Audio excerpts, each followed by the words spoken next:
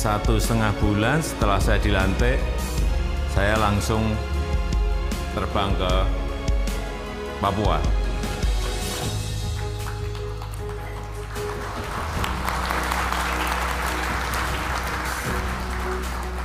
Saya betul-betul ingin melihat secara langsung kondisi baik masyarakat, baik infrastrukturnya, baik fasilitas-fasilitas yang ada di sana dibandingkan dengan wilayah-wilayah lain. Karena dari studi yang dilakukan oleh Bappenas, memang Indonesia bagian timur ini lama di apa istilahnya dilupakan, dianak-tirikan, ya, atau diabaikan, dianak-tirikan kok kejem banget. Ya kira-kira itu. Jadi wilayah bagian timur ini kurang kita perhatikan, baik di pembangunan infrastruktur, pembangunan sumber daya manusia, semuanya. Dan informasi yang saya terima, data yang saya terima, ingin saya lihat lapangannya seperti apa. Dan ternyata betul, tadi salah satunya jalan misalnya dari antar kabupaten saja nggak ada. Kemudian saya saat 6 bulan setelah itu, saya pergi ke Papua lagi, padahal kalau mau terbang dari Jakarta ke Papua itu butuh waktu 6 jam. Tapi ya memang ini adalah wilayah Negara Kesatuan Republik Indonesia yang memang harus kita perhatikan. Saat saya di Papua, saya pengen sekali ke kabupaten yang namanya Nduga. Karena ada informasi yang datang ke saya, Pak, Bapak datang ke Nduga, Bapak nanti akan kaget. Loh, kenapa kaget? Ya Bapak pergi saja. Terus saya minta, saya perintah saat itu, saya mau ke Nduga. Saya mau ke Kabupaten Nduga. Oleh Kapolri, oleh Panglima, saat itu saya tidak diperbolehkan, Bapak jangan ke sana. Karena itu daerah berbahaya. Daerah rawan, daerah yang paling rawan. Saya sampaikan saat itu, saya ingat betul.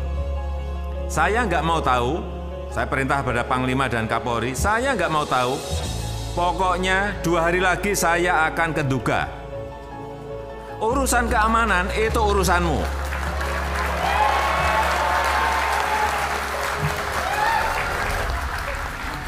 Saya mau terbang ke sana. Betul. Saya terbang ke sana naik helikopter, karena memang nggak ada jalan daratnya. Saya naik heli. Saya ke Jayapura, dari Jayapura ke Wamena, dari Wamena baru naik heli ke Nduga. Memang dari Wamena saja mau ke Nduga itu butuh waktu 4 hari, berjalan di tengah hutan. 4 hari 4 malam. Begitu turun di Nduga, ketemu Bupati, Pak Bupati. Saya melihat itu di kotanya, kantor kabupaten ada di situ. Saya lihat kok nggak ada orang, 1 orang pun. Di tengah hutan ada wilayahnya. Saya tanya ke Bupati, penduduknya di sini ada berapa? Pak Bupati menyampaikan ke saya, Pak Presiden, di sini ada, saya ingat, 129.000. Mana satu aja nggak ada ngomong 129.000. Benar ada, betul Pak. Itu distriknya ada di tengah-tengah hutan Pak. Kalau Bapak mau ngecek silahkan. Pak Bupati ini pintar, pasti saya nggak ngecek gitu. Kira-kira berjalan dari sini ada yang 8 jam, ada yang 12 jam. Ya dia udah nyangka pasti saya nggak akan mungkin jalan. Ya, oke, saya percaya. Tapi yang perlu saya sampaikan di sini adalah di Kabupaten Nduga itu aspal 1 meter saja tidak ada. Inilah yang menyebabkan saya sedih sekali.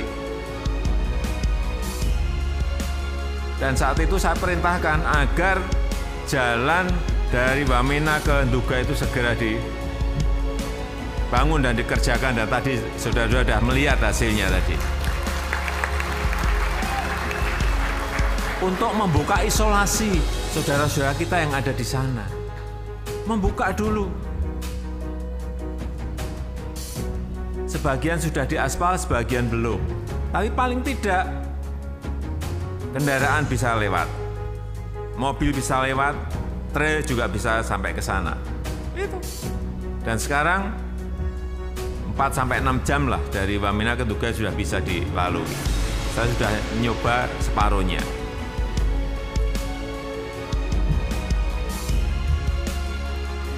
Saya itu juga saya minta ke Pak Bupati, ini benar ada 129.000 enggak sih penduduk yang ada di sini? Benar Pak ada. Oke, saya tunjukkan saja tempat yang paling ramai yang ada di kabupaten ini di mana? Bisa Pak, kita ke pasar. Saya diajak ke pasar. Begitu sampai di pasar saya kaget, ternyata di situ juga ada paling-paling 60 orang saja. 60, bukan 60.000, 60 orang.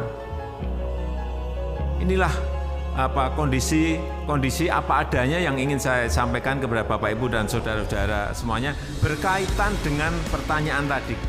Kenapa saya begitu intens ke Papua? Dorongan apa yang menyebabkan itu? Ya jawabannya yaitu semakin saya tahu, semakin saya ingin memberikan perhatian yang berbeda kepada Papua.